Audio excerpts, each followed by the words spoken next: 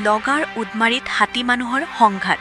নগাঁৰ চামগুৰিৰ উদমাৰীত বন্যহস্তীৰ আক্ৰমণত গুৰুতৰভাৱে আহত দুজন। আহত দুজন ক্ৰমে ৰামু কৰ্মকাৰ আৰু ৰামেশ্বৰ মিৰ্ধা। দুজন ব্যক্তিয়ে দিনমজুৰি কৰি শনিবাৰে সন্ধিয়া ঘৰলৈ উভতি পথত বন্যহস্তী আক্ৰমণ কৰে ৰামেশ্বৰ মিৰ্ধা আৰু ৰামু কৰ্মকাৰক। দুয়োজনৰে ঘৰ উদমাৰীৰ বাবু লাইনত বুলি জানিব পৰা গৈছে।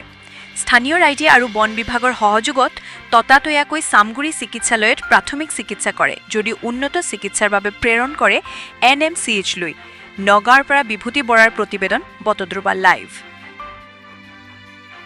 উদমাৰী বাবুলাই এইটো মোৰ দেউতাৰ হাতী মানে কামত পৰা হতে বেট পালে নেকি মাৰিলে নেকি ক'ব নোৱাৰো। ভৰি চৰি লাগিছে। দুটা মানুহ আছে। এটাৰ নাম আছে ৰামেশ্বৰ মিৰ্ধা, এটাৰ নাম আছে ৰামু কৰ্মকাৰ। এতিয়া ফষ্টৰাই লৈ পেলাই ইয়াত আহিছে চামগুৰি মেডিকেলত সোমাইছে আৰু গাৰ্জেন আছে। হাতী কামৰ পৰা আহিছিলে, তেতিয়া পথাৰ পিনে পালে যে ৰাস্তাত তেতিয়া মাৰি। বহুত হাতী আছিলে, 200 মান হাতী হ'ব নেকি। উদমাৰীয়ে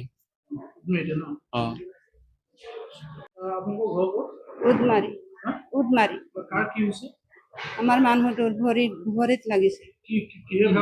গণেশ ঠাকুৰ হাতীৰ কাৰণে জানো কেনেকে কি হ'ল ক'ব নোৱাৰো। এতিয়া আহি আছিলে কামৰ পৰা, এই ৰাস্তাত পাই পেলাই তেনেকে কৰিছে। দুজন আছিলে, ৰামু কৰ্মকাৰ, ৰামেশ্বৰ কৰ্মকাৰ, ৰামেশ্বৰ মিৰ্ধা একেলগে উদমাৰীতে। এজনৰ বোলে বেছি দুখ পাইছে। আনিছে 2000 মান হৈ যাব। সদায় আহে, এদিনো ছুটি নাই। আজি কামৰ পৰা আহি থাকোঁতে